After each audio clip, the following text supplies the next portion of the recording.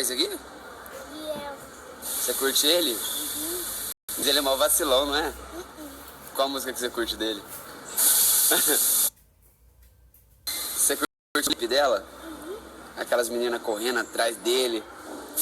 E ele, não, ele beija ela, né? Uhum. Ele é safado, ele, né?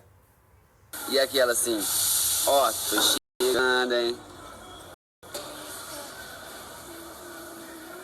Você tá com vergonha? Lá, ela veio e tirou foto, você não vai tirar? Faz uma pose aí. Olha só. Aí, tá tranquilo e favorável?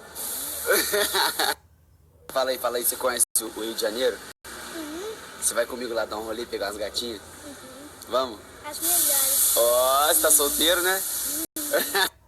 Ou você só quer saber das melhores, não quer saber de mais nada.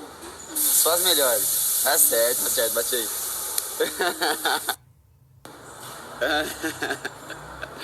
Tá de bobeira? O que você tá fazendo aí? Nada? Você tava rezando? E esse terço aí no pescoço, então? Você tava rezando Pai Nosso? Tava rezando o terço?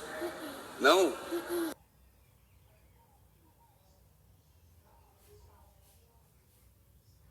Então por que você pendurou o terço no pescoço? Gente. Ficou da hora? É estilo? Vai ficar da hora, será? Vai. Depois a gente vai tirar uma foto então pra ver como é que ficou, né?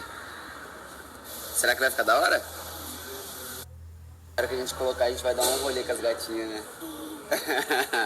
Só as melhores, né? Acordar é quase a mesma coisa. Como que é? Isso? Assim. Hã? E com os dois? E com o outro?